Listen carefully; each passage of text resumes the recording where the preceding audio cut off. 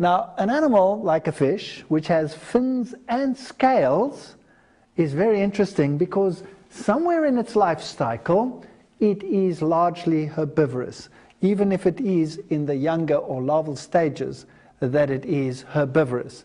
A fish is an amazing creature. It has a very high ability to detoxify itself. And of course, being situated in water, it's thermal. Eels, lampreys, catfish, all of these don't have scales. Now, where do they fit into the food chain? They are largely scavengers, and they will eat virtually everything. So they fall into the category of biological accumulation. They accumulate more toxins than the others do, and therefore should be considered unclean. Sharks and rays would fall into the category of the unclean, and they're a fascinating group of animals. Now, they live in marine environments, many of them, and when they live in the marine environment, they have a problem.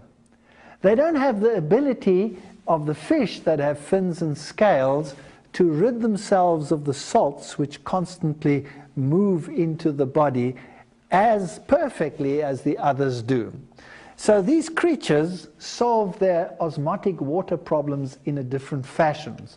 A bony fish will excrete salts through the gills, so when it drinks seawater, it desalinates the seawater and gets fresh water through this process. And that is how these fishes survive in a marine environment. A shark, on the other hand, also has less salt in its body than the sea has. So you would have the problem that water tends to leave the animal. It has a salt gland in the rectum whereby it can get rid of some of the salts, but it solves its water problem by retaining urea. And so it has very high levels of urea. Urea is, of course, a waste product which other animals just excrete to get rid of it because it is toxic. But these creatures retain it and have developed a resilience and a resistance to this product. So in fact, they are like urea enhanced creatures. So what would happen if you took the fins off the top of the animal and dried them?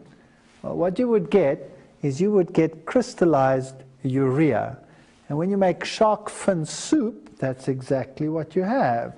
It's like putting a urea tea bag in the soup. It surprises me that it's so expensive